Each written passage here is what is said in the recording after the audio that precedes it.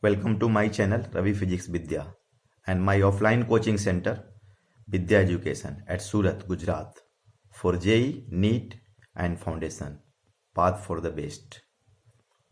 So right now I am discussing concept and solving series Newton's laws of motion part 2.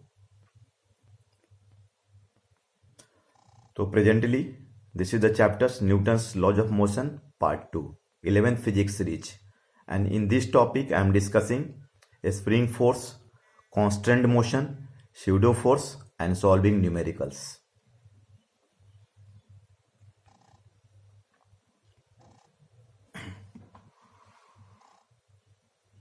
A spring force, FSPF.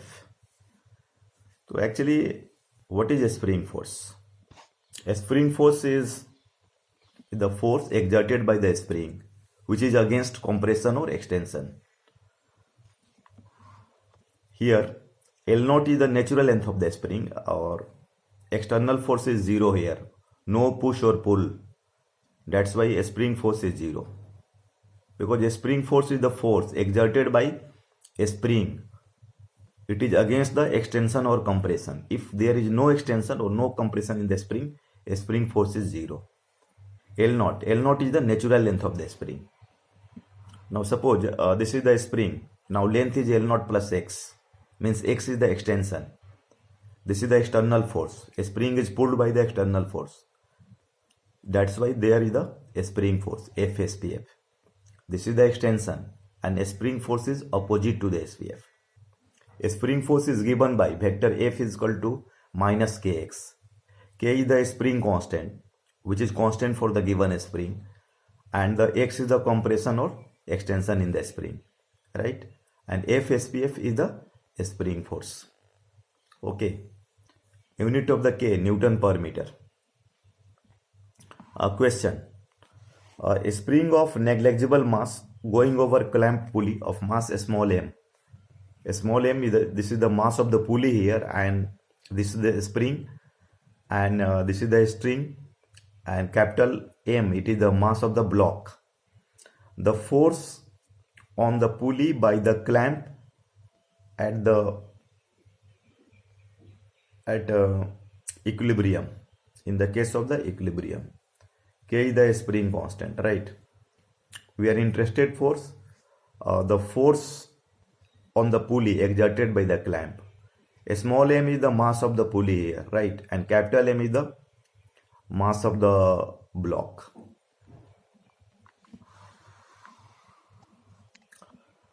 See, this is the free body diagram. Weight of the pulley mg, and this here is the block. That weight is mg, and it will create the tension. Naturally, a spring exerts the force kx, but overall it will be equal to also mg, right? So in horizontal direction, the force exerted by the spring, it is the kx. Okay, and it is equal to mg. Capital M is the weight of the mass of the block. Okay, and this is the pulley, weight of the pulley mg. So in downward direction, total force mg and capital mg, and here in the horizontal direction, capital mg. So then we are interested for the force exerted by the clamp. I suppose it is F. So F is nothing, resultant of these forces, right? So resultant of this force will be what? Under root this force plus this force square and plus mg square. Solving, we are getting under root capital M plus small m whole square plus capital M square g. Okay, next question. This is the block A having mass small m, block B having mass 2m, a spring having a spring constant K. Two blocks A and B of masses small m and 2m respectively are held at the rest such that a spring is in the natural length. Means system is kept held at the rest. That's why the spring is now at the natural length. It is the important thing. A spring is in the natural length. It is not extended or compressed. Okay. Find the acceleration of the block A and B respectively just after release. Pulley starts just after release. Pulley, string and string are the massless. Okay. Options are given: G downward, G downward, G by 3 downward, G by 3 downward, G by 2 downward, G by 2 downward, none. Okay, now what we are interested for? Acceleration of the capital A and capital B. So we see the free body diagram. Actually, we are observing that this is the block A having mass m. So mg is acting downward, and in the problem it is written that spring is in natural length. That's why the spring force is 0. There is no tension actually. So only mg force is acting downward, and as soon as it is released, so net acceleration will be in downward direction. And it is the important thing, spring was in the natural length, that's why no spring force. So acceleration is equal to total force by mass, mg by m. It will be g downward. Okay, in the same manner, B, weight is the 2mg, mass is the 2m here, and it is connected with the string, but there will be no tension, as it is in the problem it is given that a spring is in the natural length. A spring is not taut. That's why the tension exerted by the spring is also 0. Only 2mg is acting here, right? So therefore, A dash is equal to, I suppose acceleration of the 2m block is in downward direction, A dash, 2mg by 2m. It is also g downward. So then option will be g downward, means answer 1. Now next topic is the constant motion or connected motion. Connected motion. A string constant, wedge constant. In NLM, this type of the problems are very important. Sometimes we need constant motion, like a string constant or wedge constant, rather than laws of the motion. Laws of motions are the important, but sometimes these string constant equations and wedge constant equations are needed, right? A string constant, suppose this is the block A and block B, and it is connected with a string, and someone is pulling here. Now what happens? A string becomes taut, and I take 2 points V1 and V2 here, right?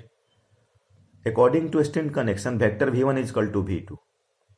If a string is taut, then velocity of the every particle on the string along the string will be same. Velocity of the every particle. Matlab, a string behaves like rigid body, and if the body is rigid, then velocity of the every particle along the string will be same. That's why V1 is equal to V2. If the string is tight, velocity of every point along the string, it is the same.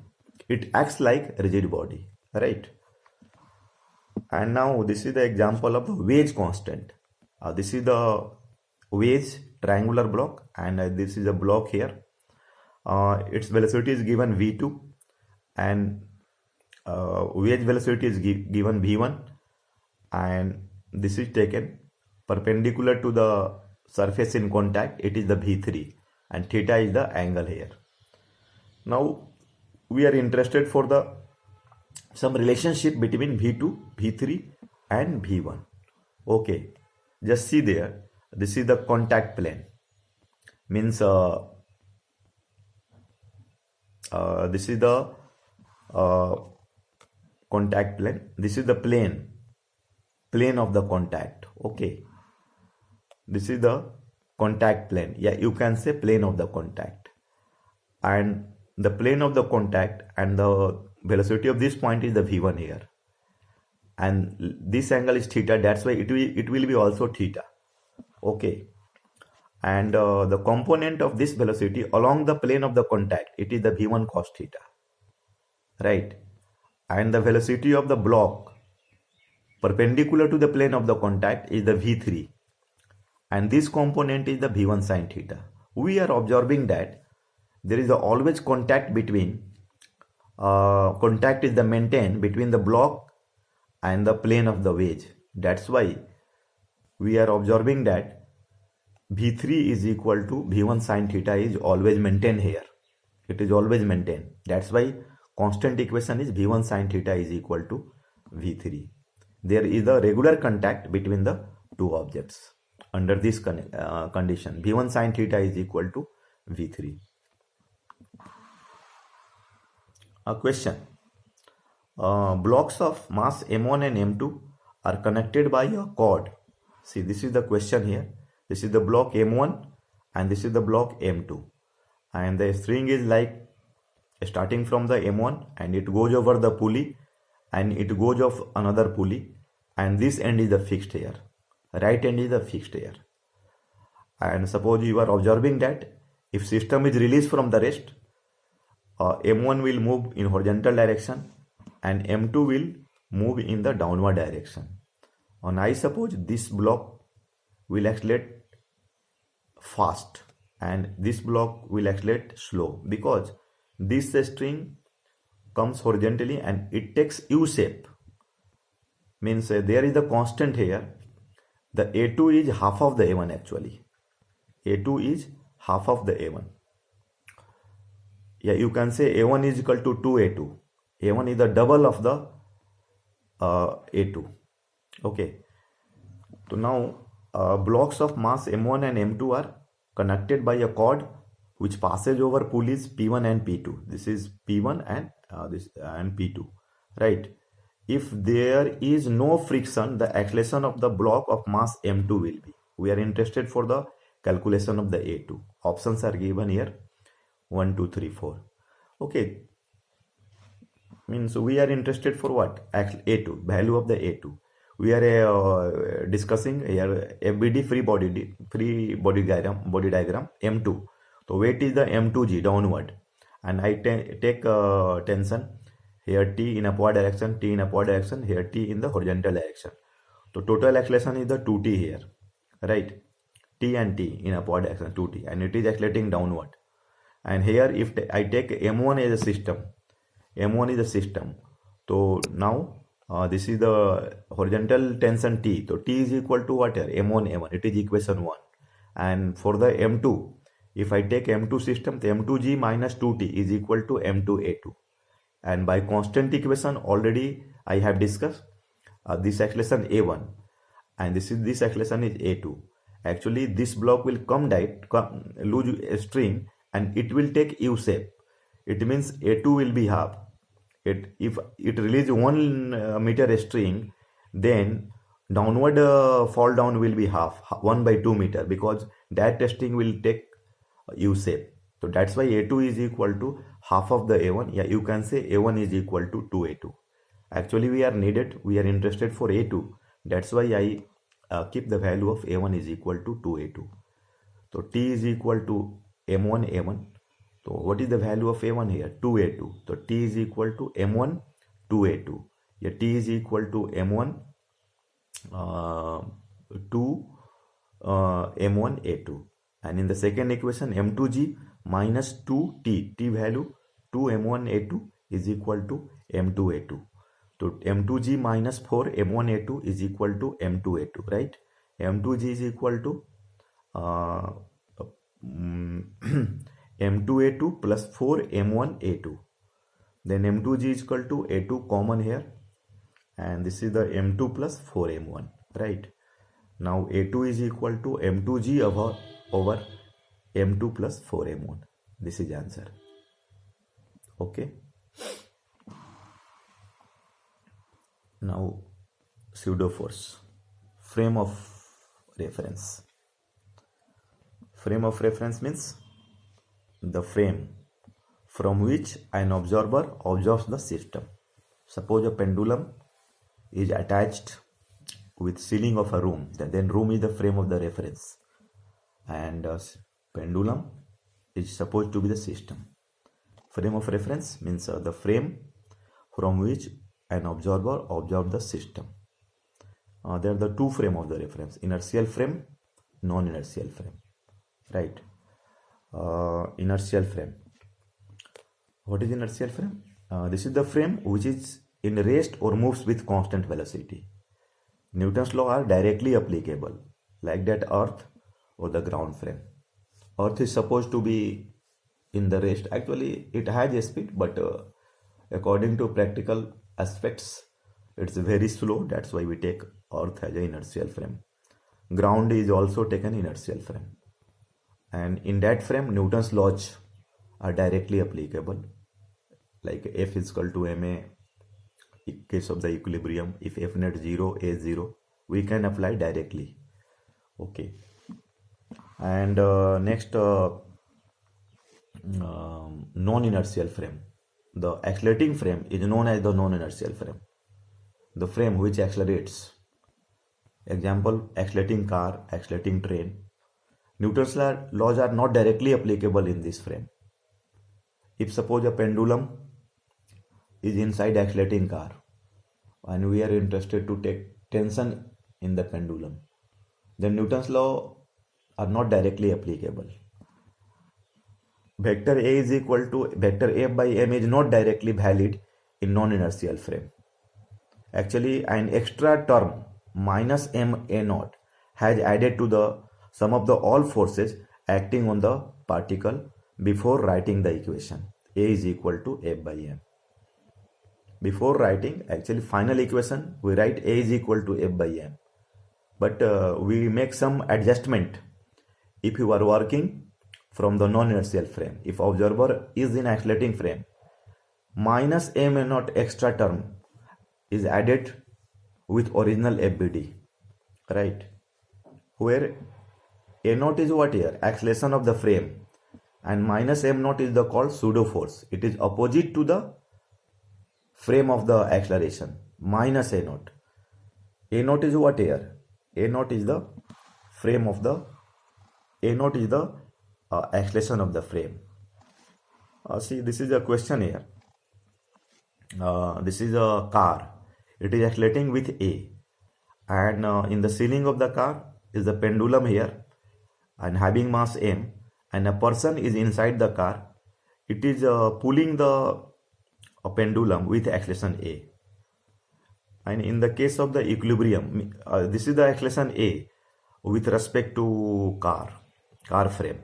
This acceleration, he is pulling down the pendulum with acceleration A with respect to the frame of the car. Bob is hanging over pulley inside a car through a string, right?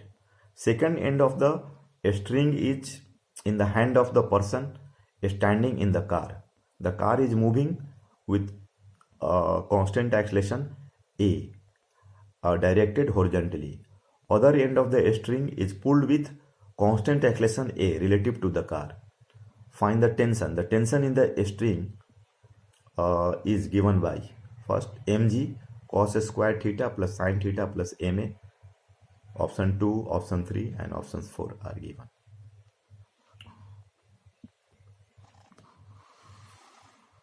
We see the FBD of the pendulum, and here observer, he the observer, and according he is in the car and already car is in accelerating frame. That's why there is the application of the pseudo force. This is mg the actual force, and already car is accelerating in this direction. The pseudo force is opposite to the acceleration of the car.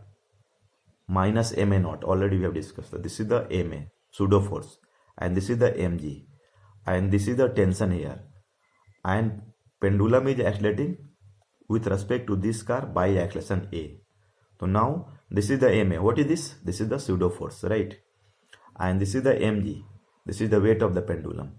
The resultant of this force is what? Under root mg whole square plus ma square in this direction. Now if I see the total force along the string, actually this pendulum is accelerating in this direction.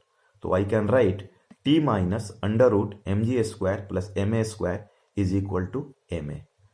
So then t is nothing. It is under root mg square plus ma square plus ma. And I can say m is the outside of the square root. So t is equal to m under root g square plus a square plus ma. Okay. So this is answer. Thank you.